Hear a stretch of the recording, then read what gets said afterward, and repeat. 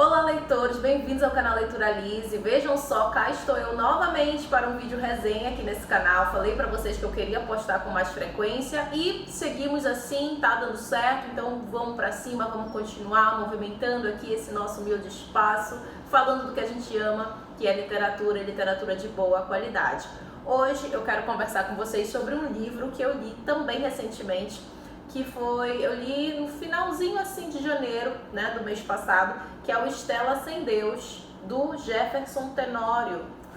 Vou mostrar aqui a fotinho para vocês do Jefferson.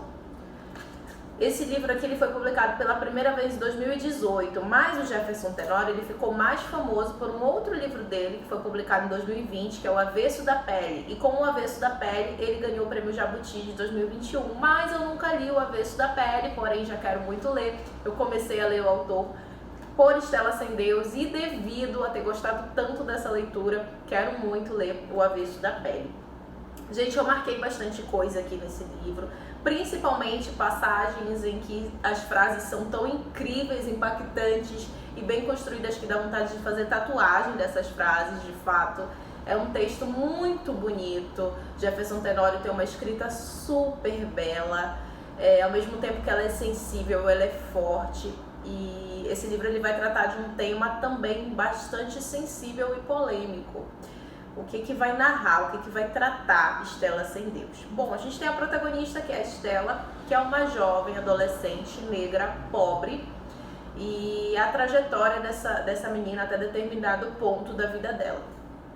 Ela é de uma família bastante pobre, que foi praticamente abandonada pelo pai. O pai, ele aparece, volta e meia ali no livro, mas é uma figura, assim, desprezível ali para a história, eu até diria, mas só serve mesmo para enfatizar a luta dessa mãe, né, e as questões emocionais que envolvem a falta de paternidade dentro da Estela. Então a Estela ela tem uma mãe e um irmão mais novo que são extremamente pobres, que eles moram em Porto Alegre.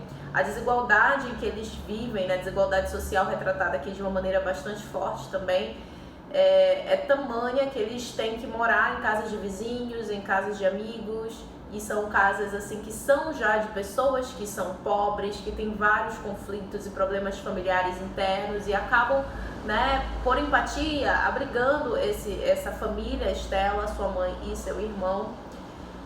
Só que chega um momento, quando eles estavam morando ali, só os três, num local bastante perigoso, que a casa deles ela é invadida e a mãe da Estela sofre um estupro e a Estela sofre uma tentativa de abuso que não é concluída por um fato X. Então, assim, não é um grande spoiler falar isso pra vocês, porque acontece logo no início do livro e a partir daí a história toma um outro rumo, né? Porque a partir dessa tragédia terrível, a mãe ela fica cada vez mais fragilizada emocionalmente, economicamente, então nem se fale. Ela tem problemas nas mãos por lidar com produtos de limpeza, porque ela limpa a casa de pessoas, né, que já tem um poder aquisitivo mais elevado. Então ela está bastante doente e para conseguir consulta é aquela luta, né, que quem enfrenta fila de SUS sabe como é essa realidade do Brasil. Então aqui é muito bem retratada também isso. E chega um momento que essa mãe ela não consegue, ela tá sentindo que ela tá cada vez mais doente, perdendo as forças e as condições de cuidar dos seus filhos. E aí ela fala com uma amiga, né, uma pessoa importante, eu não lembro se era parente, na verdade, pra vocês, ou era madrinha, acho que era madrinha, não lembro muito bem o vínculo que essa mulher do Rio de Janeiro tinha com essa mãe, mas ela se corresponde com essa mulher que decide sim acolher esses filhos, porque a mãe não está dando conta de criá-los. Então ela pede para essa mulher ficar um tempo com as crianças e depois, para ela se reerguer de alguma forma, se cuidar, ficar bem de saúde para depois trazer os filhos de volta para Porto Alegre. Esse é o plano. Então os meninos, Estela e seu irmão, vão para casa dessa mulher. E aí, gente, começa o principal, diria assim, questionamento da história no meu ponto de vista, que tem também a ver com o título, que é a Estela Sem Deus, né? Porque essa família, onde a Estela e o irmão vão, né, lá para o Rio de Janeiro, é uma família muito religiosa, né, uma família evangélica religiosa que eles são assim, que beira até o fanatismo, e ao ponto dessa, eu vou chamar de madrinha, tá? Ao ponto da madrinha dizer para eles que tudo que aconteceu de desgraça na vida deles em Porto Alegre era porque eles não conheciam Deus. Então, porque Deus não estava na vida deles, porque de fato eles não iam para nenhum tipo de culto, nenhuma igreja, e também não exercitavam nenhuma fé. Então, a Estela ouvindo isso, você imagina, né, para uma adolescente, uma jovem, e o irmão escutando isso, foi um impacto muito grande.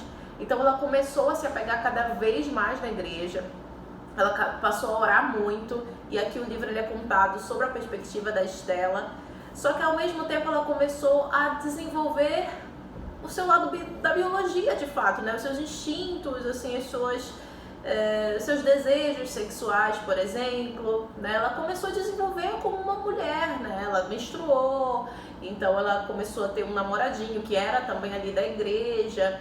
Então tudo isso foi um conflito muito grande na mente dela, porque ela ficava muito nessa ideia de que tudo era pecado, como se tudo fosse pecado, né? Então ela ficava muito atormentada com isso, que ela não queria desagradar a Deus, mas ao mesmo tempo parecia que para estar com Deus ela precisava se privar da sua liberdade. O que é curioso, porque a liberdade é um presente, né? O livre-arbítrio é um grande presente. Então ela fica nesse conflito muito intenso entre aceitar Deus, viver Deus, ou viver a sua liberdade. É como se as duas coisas fossem distintas e não teve ninguém ali que pudesse conversar com ela e explicar como as coisas podiam estar conectadas. Então ela encontra uma filha de uma amiga da mãe, que é uma personagem importante também, que é uma garota com depressão, que fala sobre poesia, fala sobre filosofia. Isso também vai influenciando muito a mente da Estela. A Estela, ela quer muito ser filósofa, ela sente isso desde a vozinha dela, quando elas discutiam sobre a morte. Então ela ficava sempre muito impressionada com o modo de falar da avó. Então o sonho dela é ser filósofa, porque ela quer pensar sobre a vida, é uma garota que pensa demais, e isso faz com que ela tenha cada vez mais conflitos, né? Quando me vem esse título, eu acho esse título perfeito para a história, que é Estela sem Deus. É como se ela tivesse que fazer uma escolha entre ela ou Deus. E aí vocês já podem imaginar o que acontece e o motivo disso acontecer, quais são as renúncias e quais são as atitudes, muitas das vezes brutais e drásticas, que ela toma na vida dela, para que ela tenha esse distanciamento de Deus, e também, em contrapartida, o que faz ela se aproximar de Deus.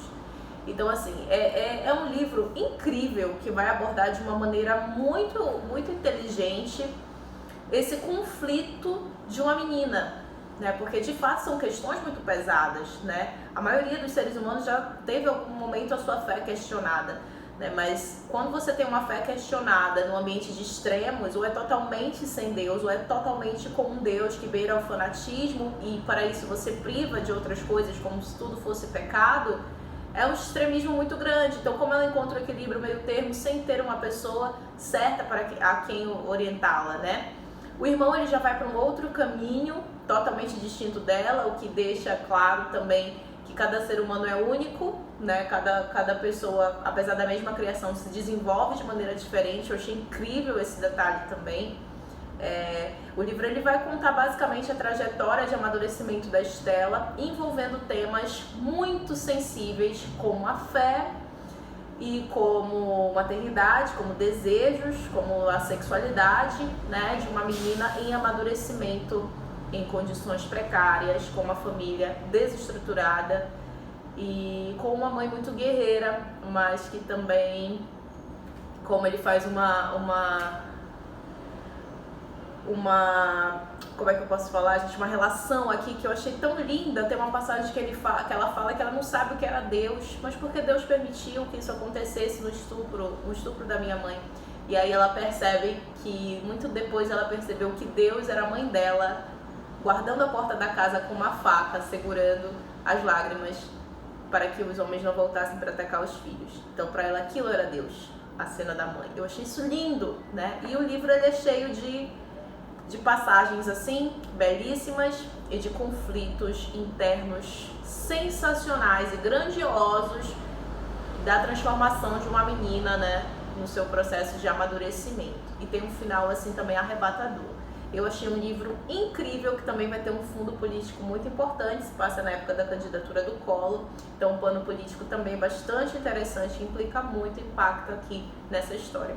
Um livro belo, que eu li em um dia, super curtinho, e que vai falar de temas muito pesados e necessários também. O quanto que a orientação é importante, o quanto que o amor é importante, né? Então, é isso, gente. Eu não vou falar mais tanta coisa para não dar spoiler, porque o livro é bem curtinho, mas eu adorei, é uma leitura sensacional, que eu recomendo para todo mundo. Quem ainda não for inscrito no canal, se inscreve, comenta aqui se você leu esse ou algum outro livro do Jefferson Tenório, curte, compartilha. Um grande beijo!